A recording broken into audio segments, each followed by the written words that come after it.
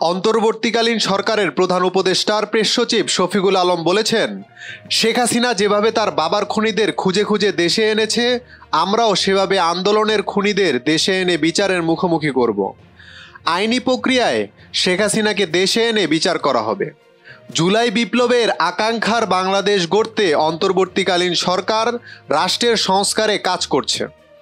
শনিবার ইসলামী বিশ্ববিদ্যালয়ের বীরশ্রেষ্ঠ হামিদুর রহমান মিলনায়তনে অনুষ্ঠিত জুলাই বিপ্লবের আকাঙ্ক্ষা ও গণমাধ্যম শীর্ষক সেমিনারে প্রধান আলোচকের বক্তব্যে তিনি এসব কথা বলেন। বিশ্ববিদ্যালয় প্রশাসন ও বিশ্ববিদ্যালয় সাংবাদিক সমিতি যৌথভাবে এই সেমিনার আয়োজন করে। শফিকুল আলম বলেন, ইসলামী বিশ্ববিদ্যালয়ের অর্ধেক শিক্ষার্থী ছাত্রী, যা খুবই ভালো ইমেজ।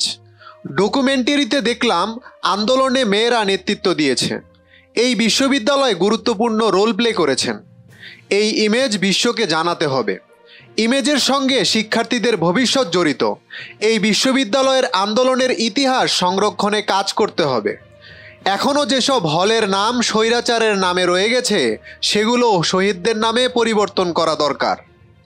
প্রেস সচিব বলেন, দেশের ভাবমূর্তি প্রকাশ করার বিষয়টি লক্ষ্য রাখতে হবে। নতুন বাংলাদেশ গড়তে কমিশনের মাধ্যমে আকাঙ্ক্ষা পূরণ হচ্ছে। জুলাই আন্দোলনের ফসল কমিশনের রিপোর্ট। আপনারা এগুলো পড়ুন ও ক্যাম্পাসে এসব নিয়ে বিতর্ক করুন।